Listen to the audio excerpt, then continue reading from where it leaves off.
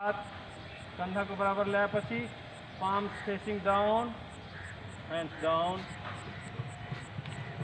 अब हामी वीरभद्रासन गर्नको लागि तयार हुन्छौं। यो वीरभद्रासनले हामीलाई वीर र भद्र दुईटै बनाउँछ। पहिला दुईटै खुट्टालाई 1 मिटरको दूरीमा फैलाउनु होला र दाहिने खुट्टा सीधा 90 डिग्री होस्। देब्रे खुट्टा हल्का भित्र 15 डिग्री सम्म भित्र। घुँडालाई सीधा 90 डिग्री को रेखामा र दुईटै हातलाई साइडबाट श्वास लिँदै माथि उठाउनु होला।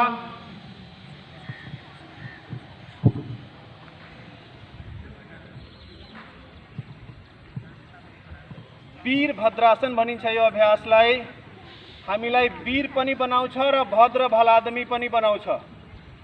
फोक्सोलाई पनि फाइदा पुर्याउँछ यो अभ्यासले। अहिले हाम्रो फोक्सो पूर्ण रूपमा खुलेको छ।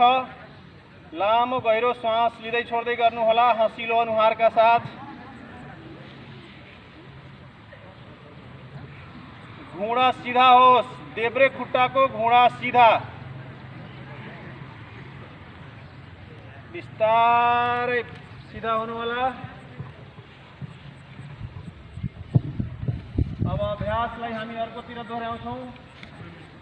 देब्रे खुट्टालाई सीधा 90 डिग्री र दाहिने खुट्टालाई 15 डिग्री भित्र। देब्रे खुट्टाको घुँडा मोडेर सीधा गर्नु होला 90 डिग्री को रेखामा अनि देब्रे सीधा हुनु होला। श्वास लिँदै दुईटै साइडबाट हात माथि।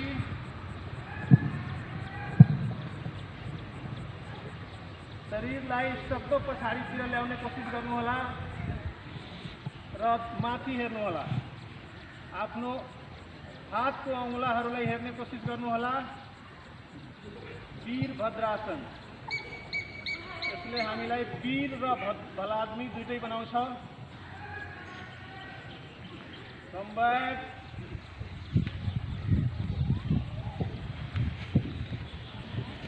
दुईटै खुट्टालाई एकसाथ मिलाउनु होला।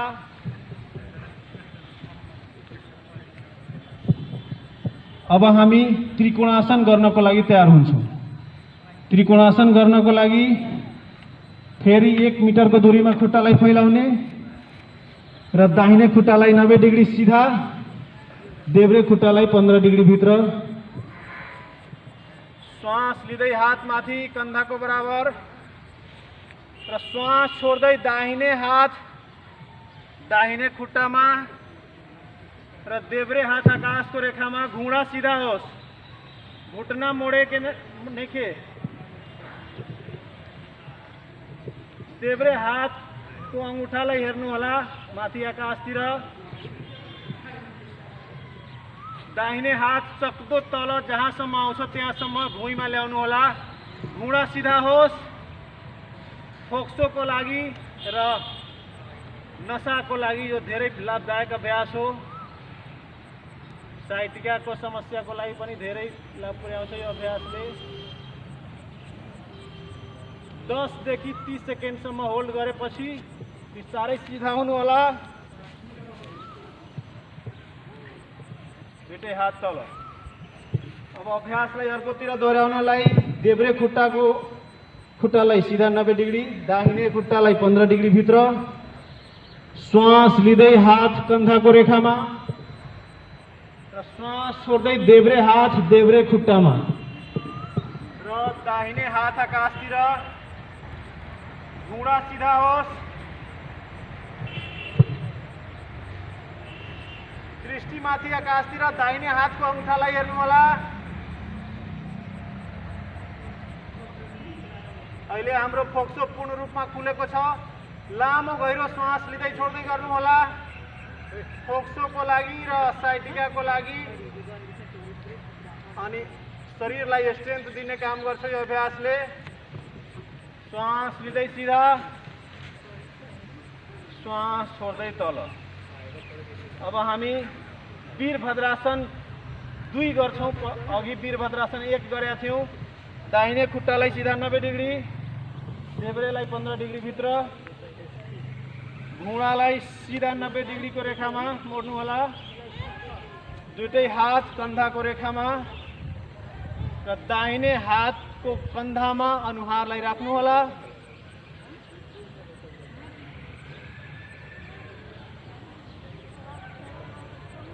वीरभद्रासन 2 हो यो। वीरभद्रासन 1 अघि गर्यौं र यो वीरभद्रासन 2 हो। घुँडाको लागि र फोक्सोको लागि अनि शरीरलाई ताकत दिने र मन मस्तिष्कलाई पनि फाइदा पुर्याउने अभ्यास हो यो।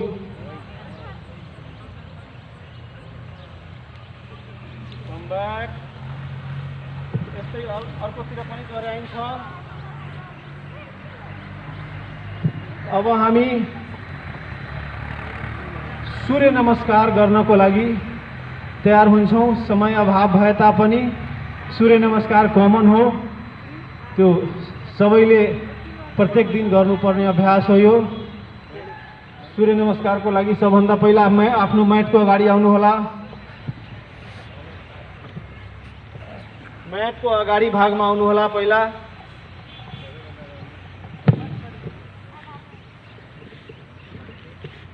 नमस्कारको अवस्थामा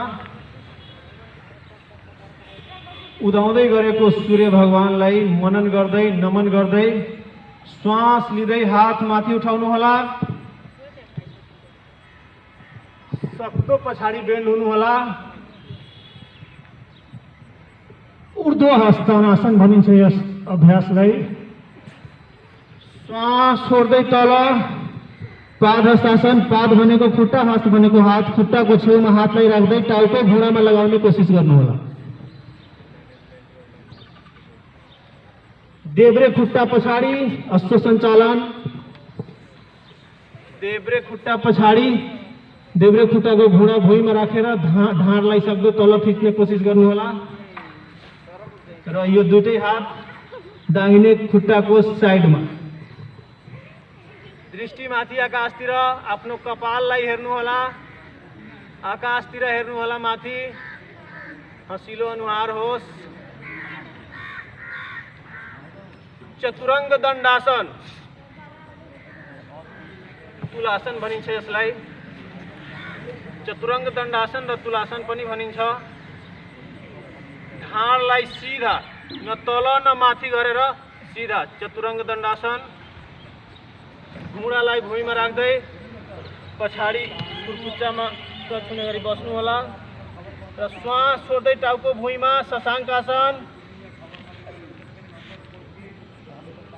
अष्टाङ्ग नमस्कार, दुईटै हातको बीचमा छाती राख्नु होला। दुईटै हातको बीचमा छाती र ढाड माथि। अष्टाङ्ग नमस्कार। भुजङ्गासन, दुईटै हातले शरीरलाई माथि तान्नु होला। पर्वतासन, कुर्कुच्चा भुइँमा टच होस् र टाउको पेटको नजिकमा ल्याएर नाइटोलाई हेर्ने कोसिस गर्नु होला। पर्वतासन।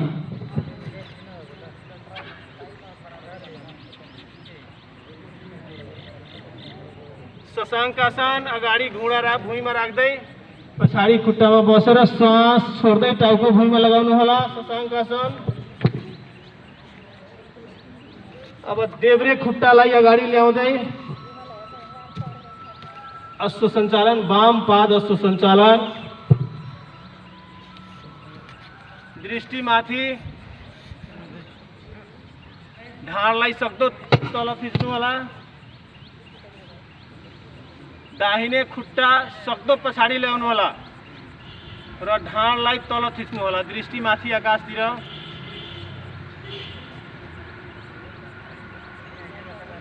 पाद हस्तासन, टाउकोलाई घुँडामा लगाउने कोसिस गर्नु होला। श्वास छोड्दै,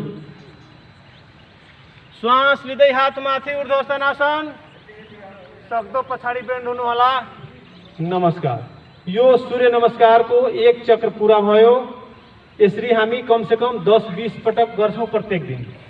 आज समय अभावले गर्दाखेरि हामी अरू अभ्यासतिर ध्यान दिन्छौं। अब हामी आफ्नो स्थानमा बस्छौं प्राणायाम र ध्यानको लागि।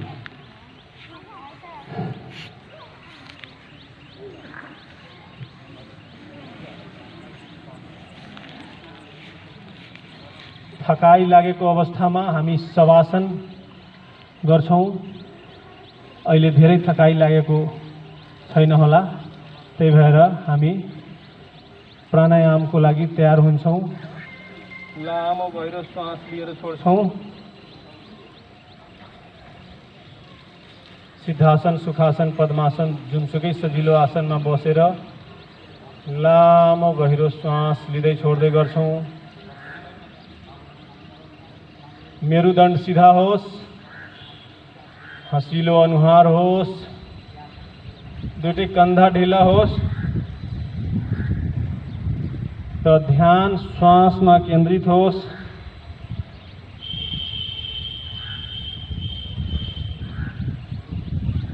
श्वास लिँदा नाकबाट चिसो हावा भित्र गइरहेको महसुस गर्नुहोला र श्वास छोड्दा नाकबाट तातो हावा भित्र बाहिर गइरहेको छ। यो चिसोपना र तातोपनालाई महसुस गर्नुहोला।